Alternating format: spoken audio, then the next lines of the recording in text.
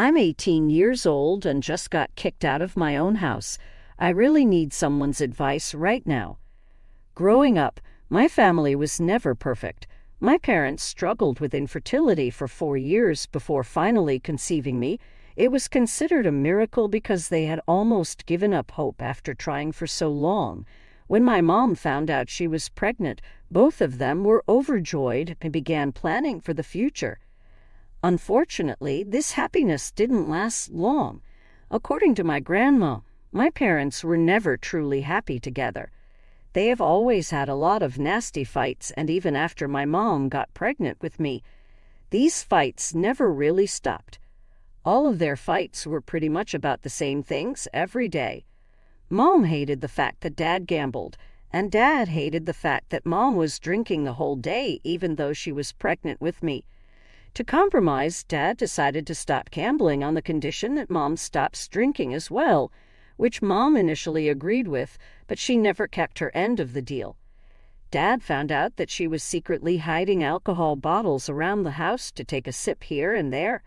At this point, he felt that she was not only endangering herself by drinking alcohol, but also me. Hence, Dad gave her an ultimatum. He threatened that he would leave her if she did not stop, which apparently did not sit well with my mom. My grandma says that because of this, Mom got really pissed and started to abuse my dad verbally. She then threw a pair of scissors at my dad, which hit the corner of his eyes and injured him seriously.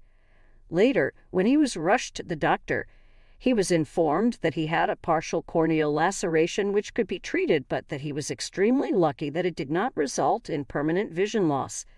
This really scared my mom, and she begged my dad to not press any charges against her, and she promised to change.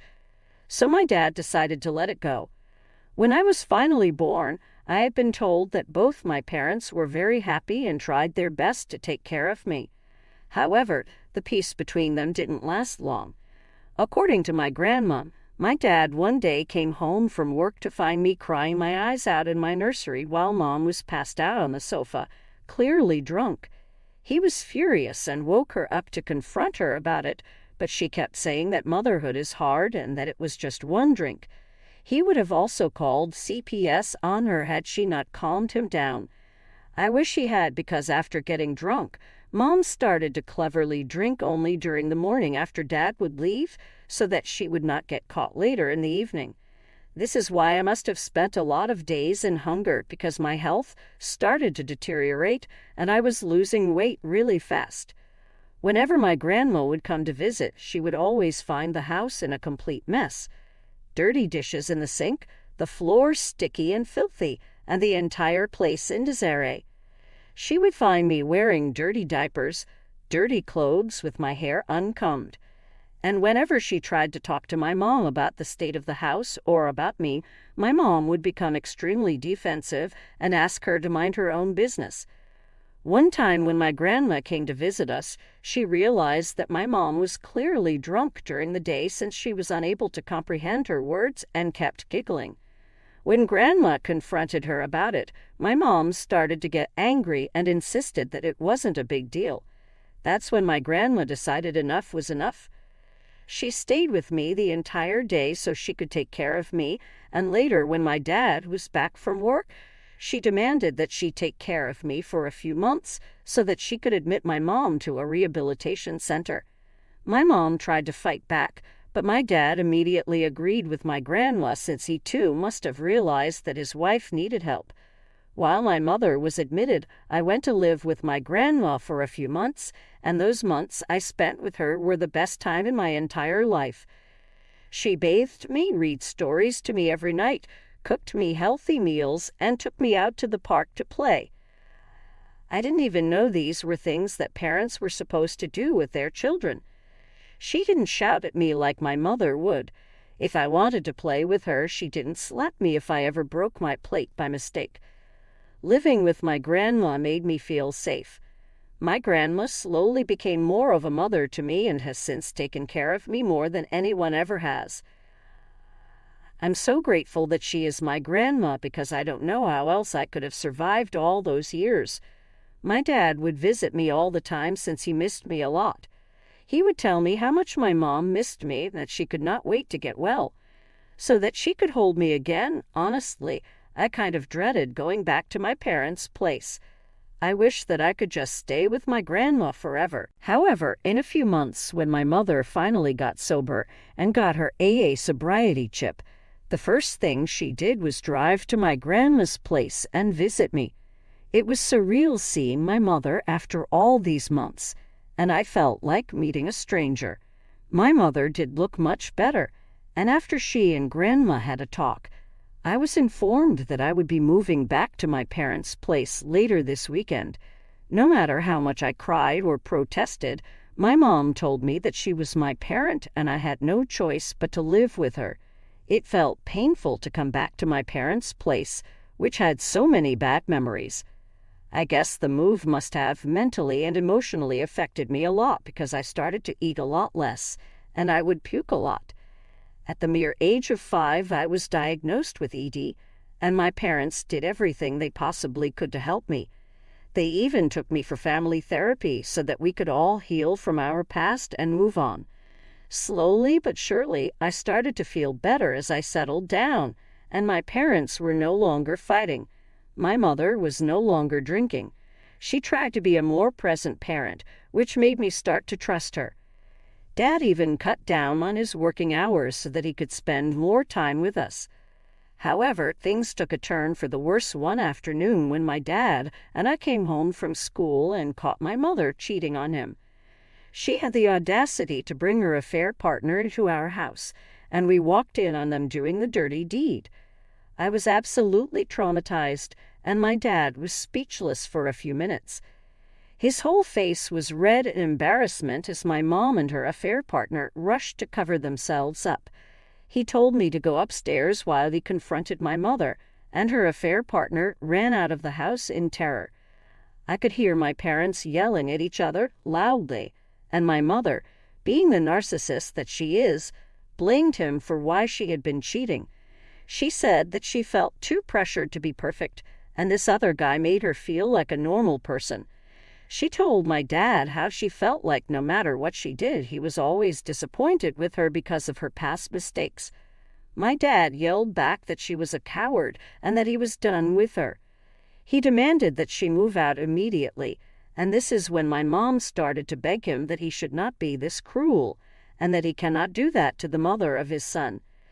She told him that the other guy meant nothing, and that they needed to fix the marriage for the sake of me. That night, my grandma came to pick me up as my parents continued to yell at each other. She didn't say a word or two to say to my mother, but mostly stayed out of it. For the next 2 weeks, I stayed with my grandma while my mom and dad sorted things out at home. My mother would call me every day and pretend as if she was very concerned about me, when I knew by now that she didn't care about anything else except for herself. I'm not sure if my dad stayed with my mom because he truly loved her or simply because he was accustomed to their troubled relationship. Eventually, he chose to stay under the condition they attend marriage counseling. Despite his choice, I couldn't look at my mom the same way after catching her with another man. It felt like I had lost all respect for her. As if things couldn't get any worse for us as a family, just 3 months after this incident, my dad was diagnosed with stomach cancer. He had severe stomach cramps one day, which made him collapse at work, and later, when he was taken to the hospital, it was discovered that his health was quickly deteriorating, and he needed to start treatment immediately. This started long days of chemotherapy bed rest, since my dad had to take time away from work to try to fight against the cancer. He had some money saved up, and even my grandmother was willing to help. My mom, on the other hand, was not happy with this. She would constantly complain about how draining and expensive these treatments and doctor visits were.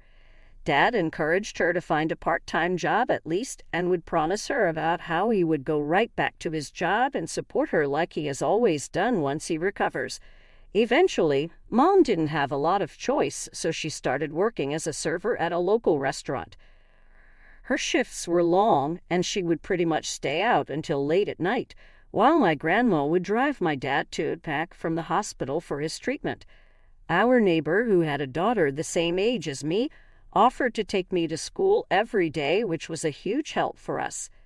This is how I became friends with Shirley. She and I have been friends for a long time now, since we pretty much grew up together. Shirley's parents knew about my family history, as did a lot of neighbors, since my parents were not particularly subtle with their yelling matches. So when Shirley and I became close, they started inviting me to have lunch dinner with them as well. My dad saw no issue with this, and neither did I. However, my mom would always berate me for spending so much time at their place. She would tell me how they only saw me as a charity case, and that I was nothing more than a broken toy to them. In hindsight, this might be true, but as they spent more and more time with me, I started to see how they treated me like one of their own. In fact, when Shirley's mom found out that I liked apple pie, she would make sure to always bake one for me during the weekends. Shirley's dad taught me to play basketball, and we spent many evenings practicing hoops outside their garage. They sort of became like a second family to me over time. Hence, it was no surprise to anyone when Shirley and I started to date. Eventually, Shirley brought everything positive to my life, and I am grateful every day that she is still my girlfriend, despite all my crazy family history. Unluckily, my mom has never really warmed up to Shirley or her family over all this time, but they have never let her dislike come in their way of treating me with affection and love. A year into fighting cancer, my dad was informed by his doctors that the chemo was not helping him anymore. They said he didn't have very long to live. This news was heartbreaking for all of us. I spent many nights crying for him. As a child, I just could not understand why I was going to be losing the only parent who genuinely loved me. I struggled to come to terms with my grief. My dad spent his last months with me, Mom, and Grandma as much as he could. One morning, he just didn't wake up anymore, no matter how much I called for him.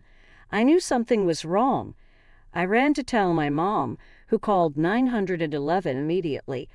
I can't begin to write the pain I felt when the paramedics declared that he was dead. The only comfort we had was that he had passed away peacefully in his sleep.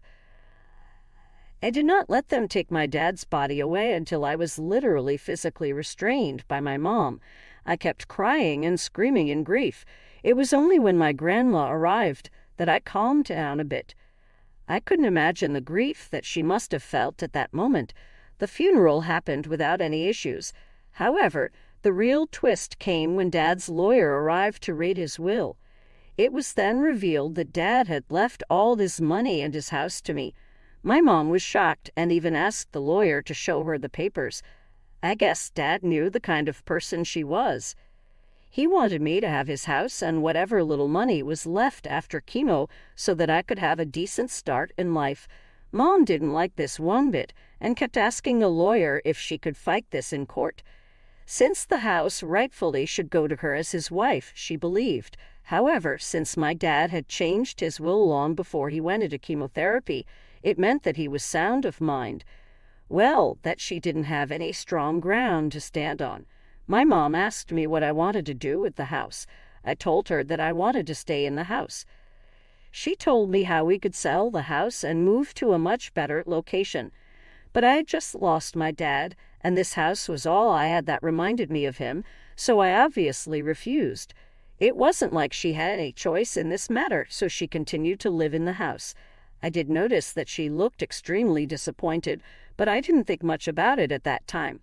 However, not even 2 months later, my mom informed me that she had met someone. She wanted me to meet him finally. Imagine my surprise when I walked into the restaurant. She introduced me to none other than Andrew, the very same guy she had been caught sleeping with years ago by Dad and me. I immediately recoiled in disgust and shock. As the man extended his hand to greet me, I asked my mom if this was the same guy. She acted all surprised and told me to sit down so she could explain further. I didn't shake the guy's hand or acknowledge him at all. I was really angry at my mom for assuming I'd want to meet him. She started telling me how they had gotten back in touch after all this time. She said Andrew was just an old friend who made her feel good after Dad's death. There was something in her words that made me feel like she was lying to me. They also seemed extremely cozy with each other and kept kissing, which made me even more uncomfortable. I started to think about all those nights she came back home late at night while my dad was still alive. She gave excuses that she was working overtime when she could have been meeting up with this guy behind our backs. Throughout the evening, I kept ignoring Andrew whenever he tried to make any small talk with me. Later, my mom was pissed at me for being rude to her boyfriend. She told me how disrespectful it was. I remember she even told me that this is why she was thinking of marrying Andrew. In the next few months, she hoped I could have a positive role model in my life. I was furious hearing this. I told her there was no way I wanted him in my life. If they did get married, she had to move out because I would rather live alone than with a man who had the audacity to have an affair with her while my dad was still alive. My mom threatened me that I was still underage and that she was my parent, so I had no real choice in this matter anyways. Unfortunately, she was right. True to her word, she soon got married to Andrew, and he quickly moved into our house. Once he moved in, he made sure to remind me every day that he was the man of the house. He hated the fact that I had pictures of my dad and me in our living room. One day, after I came back from school, I discovered that he had taken those pictures down and put them in the basement. When I angrily confronted him, he told me that he and my mom needed to make a fresh start. Hence, I was only allowed to put up pictures of my dad inside my bedroom. As if this wasn't enough for me to hate him, he was also extremely controlling. He would call my mom every time her shift ended and would call her back again if she was even a minute late. Slowly, he started to do this with me as well, but I shut him down quickly. I reminded him that he was not my father in any way and that I was going to stay out as long as I wanted. I had the keys to the house anyway, so it wasn't like he could lock me out. Don't get me wrong. I wasn't staying out to party or anything. I would simply spend my evenings at Shirley's place or at the library. There, I could peacefully finish my homework and study. Throughout this time, I continued to have a good relationship with my grandma. I visited her as much as I could. We would simply sit and watch an old black and white movie or reminisce about the old days. When I graduated from high school, my mom didn't even bother to attend my high school graduation. Although I didn't expect much from her by this time, I was still a bit sad that my only parent didn't care about me a single bit. However, my grandmother and Shirley's parents were there for me, and they cheered for me during graduation. Later, when I was getting ready to go out to party with my friends, my mom came into my room to inform me that she and Andrew felt that I was now an adult, so I needed to step up and take responsibility around the house. Confused, asked her what she meant by that, since I always washed my own dishes and did my laundry. This was when my mother informed me that I needed to find a job and start paying the bills around the house. She said that Andrew felt I wasn't carrying my weight and that as an adult he expected me to contribute money. I was a bit pissed that she didn't give me a single day to celebrate before dumping this news on me, but nevertheless I agreed to contribute as much as I could. Over the next few weeks, I applied and got a job as a cashier at Burger King while also simultaneously applying to various colleges.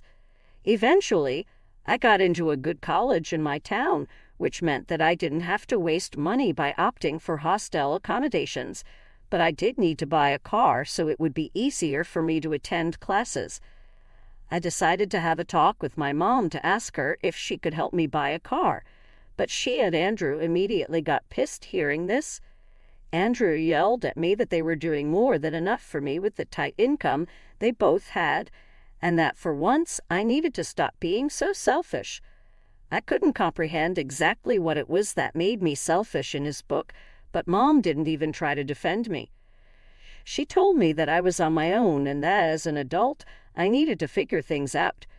Imagine my surprise when just a few weeks later, I woke up to a few workers remodeling the kitchen and the downstairs washroom.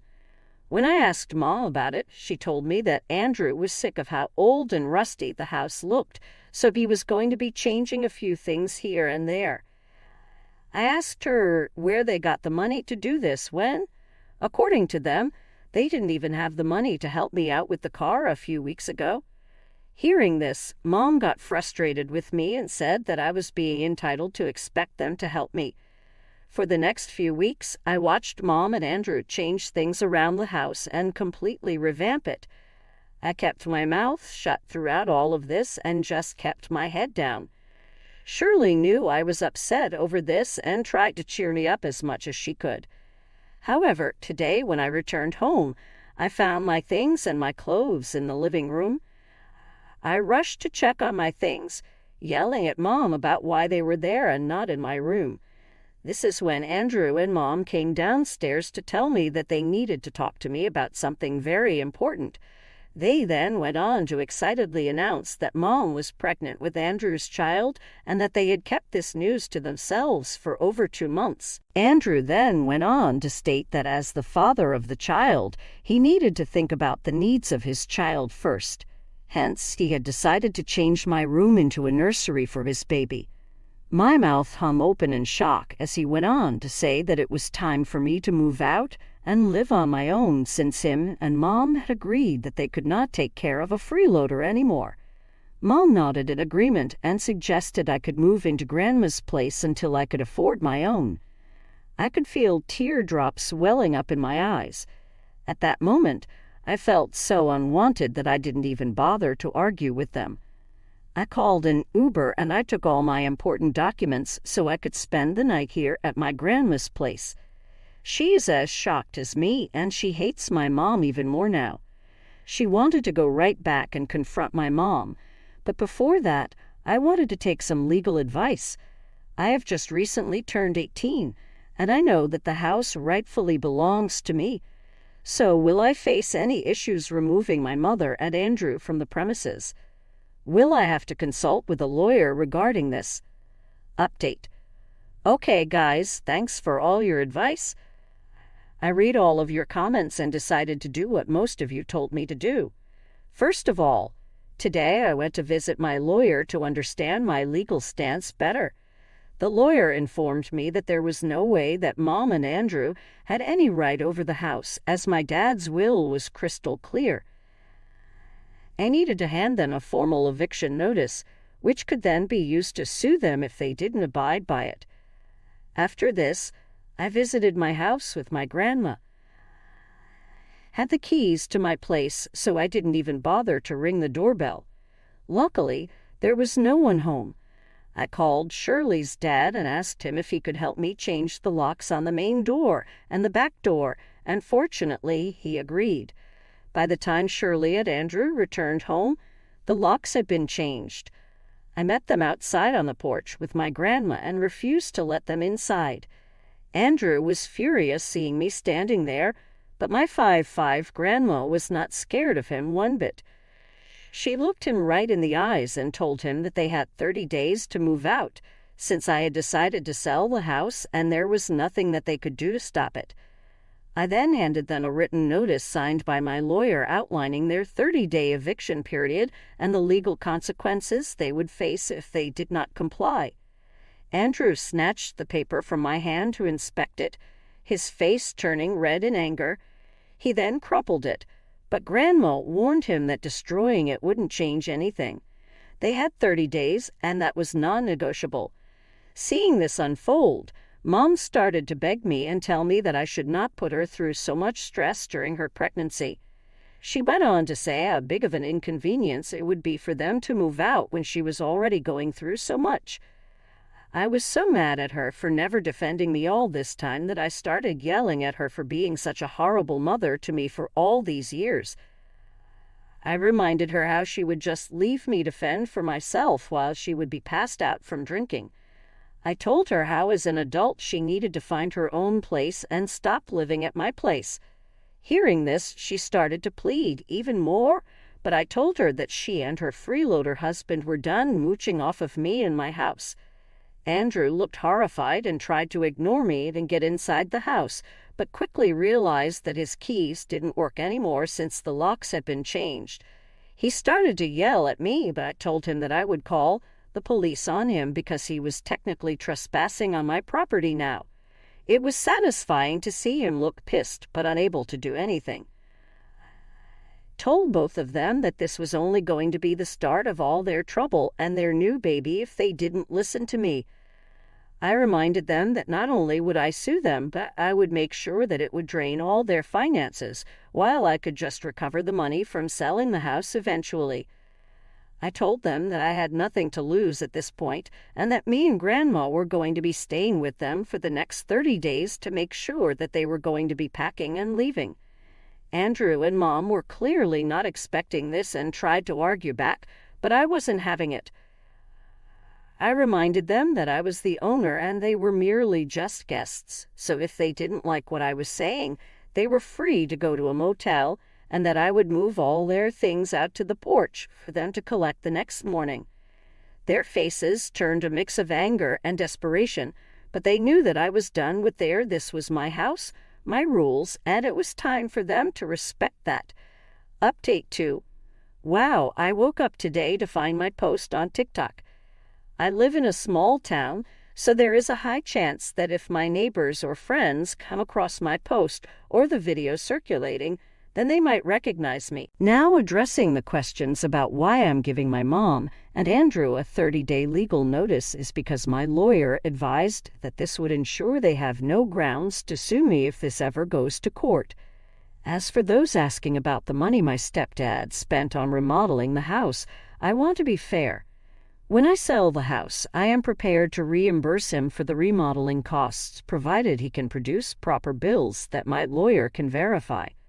As for those asking why my grandma and I are staying here with my mom and Andrew, is because I don't want them to unfairly claim any part of this property since they don't pay me any rent. As the owner of the house, I'm not going to leave my property. I have also refused to provide them with a key to my doors, so they can't even claim that they live here with a key. My grandma, who is a no-nonsense person, wants to be here to make sure these leeches are out of here soon. Update 3. It's been a while since I gave an update here. Well, some of you suspected my stepdad and mom did try to play dirty and refused to move out when their 30 days legal notice ended. However, I'm smarter than them. The next time they went for my mom's ultrasound, I moved all their things to the porch and refused to let them back in. They came back and tried to call the police on me, but there was nothing the police could do. I calmly presented evidence that I owned the house legally. I explained that neither my stepdad nor my mom had a key to the house. Seeing this, the police informed them that their only option was to go to court if they wanted to contest my claim. Andrew cursed me out loudly and started to walk over aggressively, but one of the officers warned him to calm down or risk being detained. Eventually, my mom and Andrew were removed from my property, and it was satisfying to watch them realize exactly what they had lost. Since then, I have installed cameras all over my property and talked with a real estate agent who will start showing the house to potential